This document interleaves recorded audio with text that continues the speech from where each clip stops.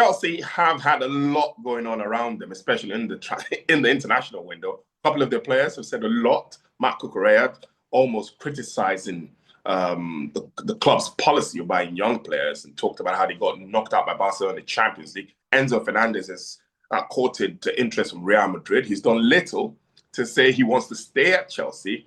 And all of a sudden, when this project started and Chelsea started handing out long-term contracts for young players, we all didn't know what to make about it. But now it just feels like maybe things are starting to fall apart a bit. But no matter how much it falls apart, they should be able to beat Port Vale in the FA Cup, shouldn't they? Yes, I think Port Vale is the perfect opposition at just the right time for all their woes. Now, Chelsea have made a fist of pretty much everything they've done these past few weeks. They've lost 3 of the last 4 Premier League matches, obviously beaten twice by PSG.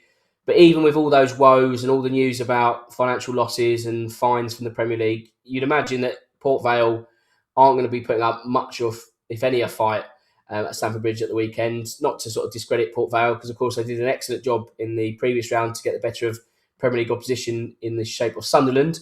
So we have to sort of say congratulations for getting to the last 8. But I feel this one is just going to be a gap too big when you consider the size of the 2 clubs, the personnel that Chelsea can call upon. Yes, they haven't really been hitting the high notes as of late, but even with those players and what they are capable of, you feel that even on a slightly off day, they're going to have too much for Port Vale. It's a really strange season, Dan. I don't think I've remembered a season where, maybe apart from Mikel Arteta at Arsenal, and that's because things haven't gone downhill yet, everyone in that top half, all the big clubs, look like they could potentially be changing managers at the end of the season. Yeah, I think it's just symptomatic of the Premier League, really. This kind of win at all costs, and there's no time to bed in. There's no grace of what you've done in the past. It's all sort of today, tomorrow, win, win, win. And I think Chelsea, it's been a marriage of convenience since Enzo Maresca had gone. If Liam Rosenior takes his club to new heights and they finished, 2nd, 3rd, 4th, they'd say, okay, actually, we've got a good coach there. But if they do finish outside the Champions League spots, then maybe start to look around again as Chelsea do. Nothing ever stands still at Chelsea, which is probably to their detriment. But yeah, it's just kind of been a season where obviously Enzo Maresca wasn't happy. That was the first cracks. You alluded to players now also showing their discontent in the press, and that's not a good sign. And you just feel that Chelsea really just need to get to the end of this season and restock and take group of everything.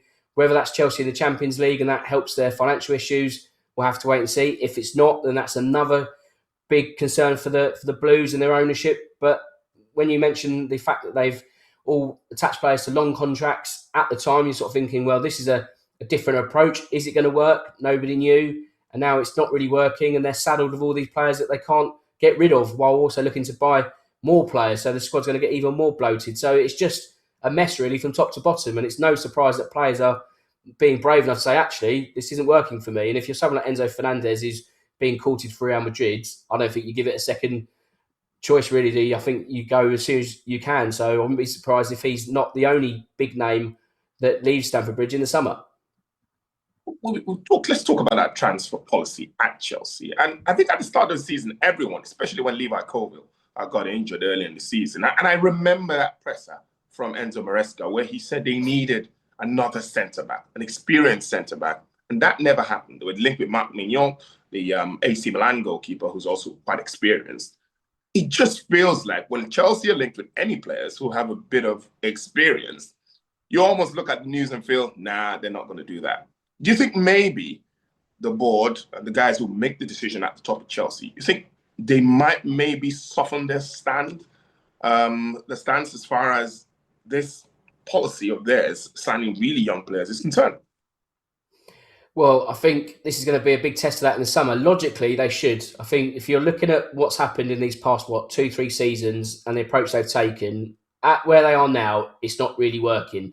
They need some experience throughout that squad. They haven't really got a spine which can take a game by the ruff of the neck and say, look, we've been here before, we've been in the trenches, we can get you out of this and we can get through to the next round or get 3 points. It just looks like a team which is talented, it has potential, but if you've got potential throughout the ranks, it can only take you so far. So Chelsea either decide to say, this is our way of doing it, this is how we're going to continue to do it because this is the ownership model and this is what we believe in, or if they want to be more successful and try and get closer to the top of the Premier League, they do need to consider buying in older players. Now, it doesn't mean you have to sign someone who's 35, but even someone who's 30 seems to be alien to someone at Chelsea at the moment. You look at their squad, no one in the first team squad is 30. I think only 4 players are 28 and above.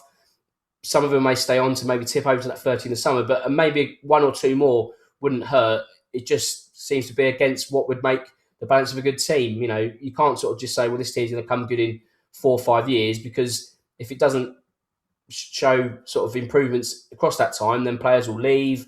The momentum of the club will go backwards. It's just a really sort of slippery slope for Chelsea, that they're on the precipice of doing something great, but they just need 1 or 2 experienced names to push them on further, rather than the next 22-year-old, 23-year-old who might come really good, that they might be able to sell for 100 million in 2 years' time. It's not really how football works, and I think they're kind of lost in the what could be great and what could make us money, rather than what is required to get us to point A right now. Right. So before we take our betting prediction very quickly, any chance you think Chelsea could pull the plug on Liam Rossini at the end of the season? Well, there's always a chance with your Chelsea manager, isn't there? As I say, I think the fact that he was part of the network when Enzo Maresca left, obviously Strasbourg boss, it was an easy switch over to Chelsea. I think if he wasn't Strasbourg manager at the time, I don't think he is Chelsea manager now, if that makes sense. So I think they will reflect on what he does. If he finishes outside the top 5, then they will obviously assess their options. Whether there is a better option that comes available, we have to wait and see, I guess, with the World Cup panning out. But I think it wouldn't be the biggest surprise, shall I say, if Liam Rossini was not Chelsea manager at the start of the season. If he gets in the Champions League, dare I say, if he wins the FA Cup, that strengthens his case and they go again next season. If he doesn't tick off one of those 2, I think he's in trouble.